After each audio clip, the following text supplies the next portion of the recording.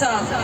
अर्जुन सा निशाना रख, मन में ना कोई बहाना रख, लक्ष्य सामने है बस उसी पे अपना ठिकाना रख, ठिकाना रख।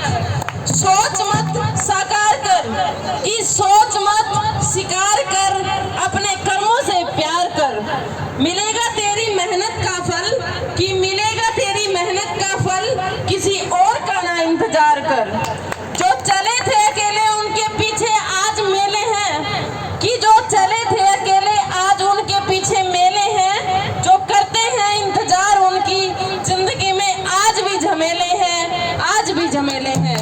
मैं यही कहूंगी कि जो साथी हमारे नहीं आ रहे, भाई किसी भी प्रकार का कोई बहाना मत बनाओ, क्योंकि ये जो है हम सब के लिए कर रहे हैं, अपने लिए कर रहे हैं। मैं तो यही कहूंगी कि जिस दिन 35-400 लागू हो जाएगा, जो साथी हमारे साथ शामिल नहीं है वो कौन सा बंदा लिख के देगा कि हम 35-400 नहीं लेंगे?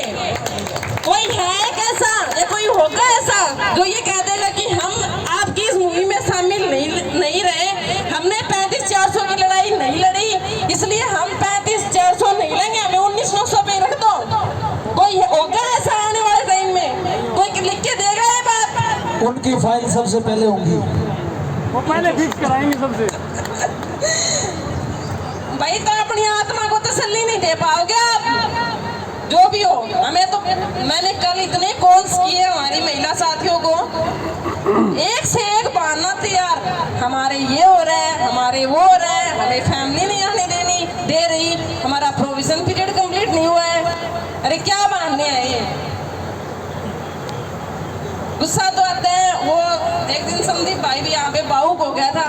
भाई जो बंदा तन मन धन जो दिल से, यहाँ से जो बंदा मेहनत कर रहा है ना यहाँ पे बैठ के, उससे पूछना उसका दिल का दर्द कि वो बंदा कितना मेहनत कर रहा है सिर्फ हम सब के लिए। कुछ है जो शायद हमारा काम तो यहाँ पे बैठना है आके, उनको कितनी टेंशन्स रहती हैं कि हाँ कितना कुछ मैनेज करना है, उसको आगे भी लेके जाना है, हमारे साथियों को इकट्ठा भी करके रखना है। तो भाई जो ना आए हैं उनका हाथ जोड़कर रिक्वेस्ट है कि आ जाओ, और जो आ रहे हैं भाई उनका रिक्वेस्ट है कि हर रोज आओ। धन्यवाद।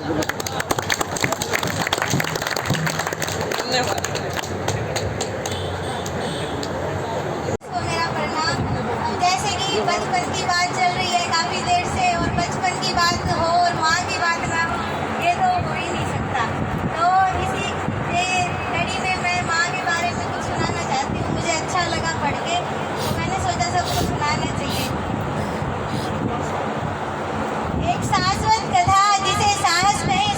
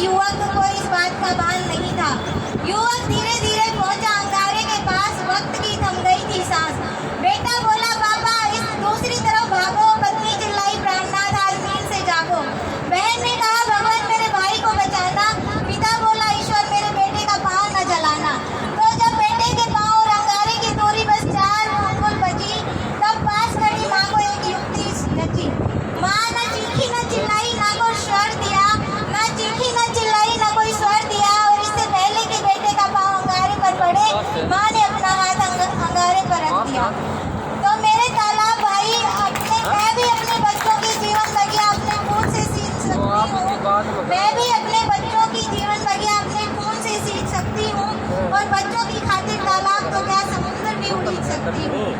तुझे तेरी मनमानी नहीं करने दूंगी, तुझे तेरी मनमानी नहीं करने दूंगी, जान दे दूंगी पर बच्चों को नहीं मरने दूंगी। तालाब और माया, चिड़िया बहन, सचमुच मुझे अपने विशाल होने पर गुमान था। माँ की ममता से मैं अब तक अनजान था। आज आत्मज्ञान से तूने मेरी आंखें खोली हैं, पर मैं आज समझा हूँ कि माँ की ममता क्या होती है। चोट बेटे को लगे तो दर्द माँ को होता है, चोट बेटे को लगे तो दर्द माँ को होता है, आंसू बेटे की आंखों से हृदय माँ का रोता है। वेदना लाल को माँ तड़पती है, कराती है, बेटा जागे 2 घड़ी माँ खुद को 4 घड़ी जगाती है। चोट बेटे को लगे तो दर्द माँ को होता है, आंसू बेटे की आंखों से हृदय माँ का रोता है। वेदना लाल को माँ तड़पती है, कराती है, बेटा जागे 2 घड़ी माँ खुद को 4 घड़ी जगाती है। बेटा जब घर देर से आता है तो माँ बेचैन हो जाती है, और बेटा जिस दिन कुछ नहीं खाता माँ को उस दिन कुछ भी नहीं भाता। तो माँ एक रिश्ते रूपी माला की सबसे अहम कड़ी होती है, तभी तो माँ हर ईश्वर से भी बड़ी होती है। तो मेरी चिड़िया बहन, मैं अनहोनी के गमले में होनी का पौधा रोकता हूँ। तेरे हौसले से तेरे बच्चे का जीवन संवर गया और एक नन्ही चिड़िया से ये विशाल तालाब बिहार में। आ सकते हैं। हमारे प्रधान जी कुछ कहना चाहिए, एक बार जरूर आए आप। आज आपके विचार हमने सुने नहीं है सुबह से।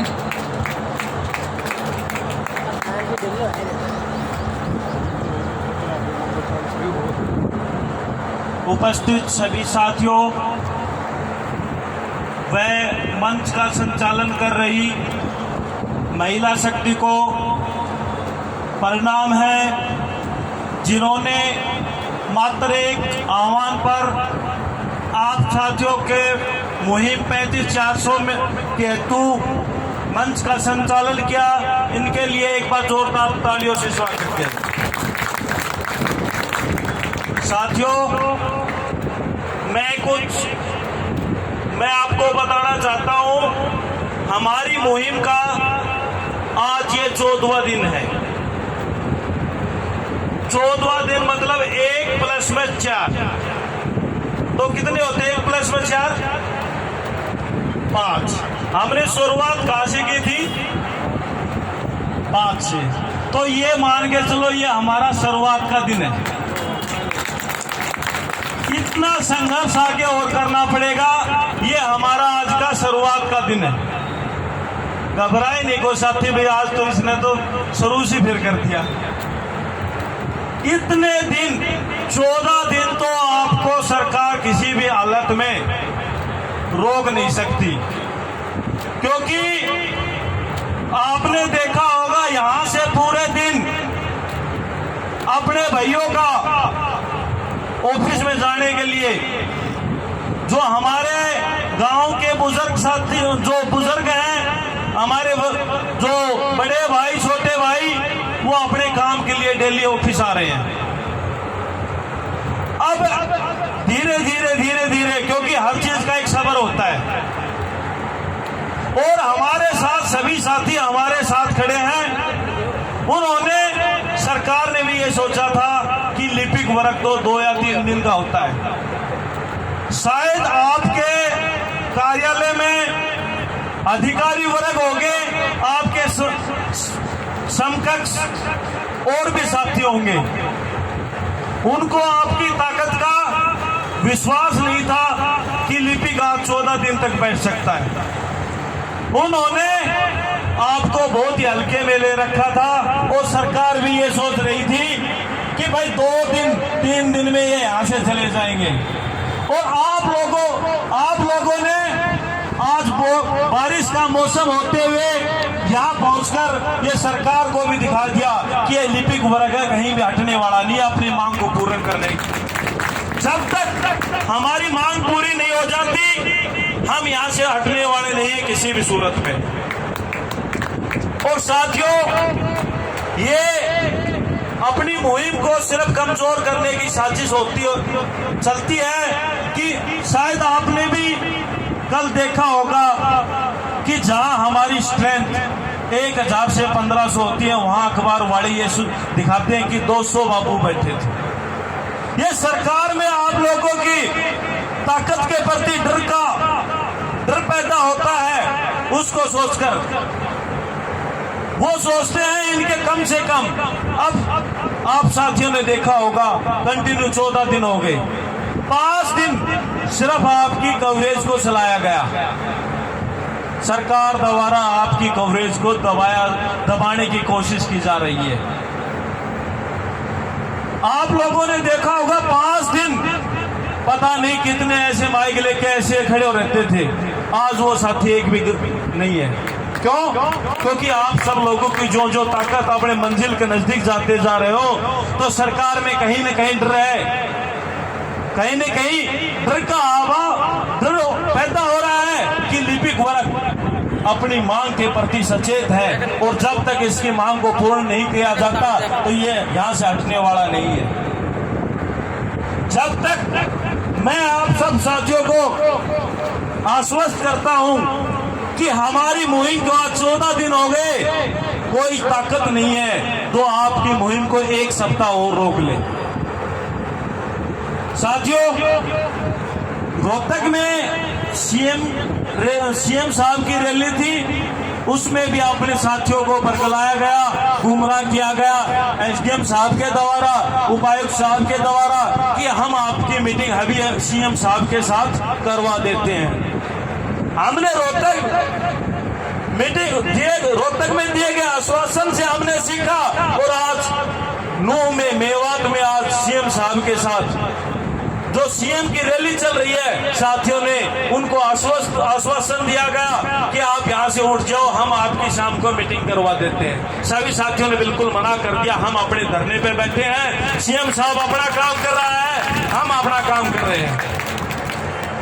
दूसरी बात, किसी साथी को किसी प्रकार से डरने की कोई जरूरत नहीं है।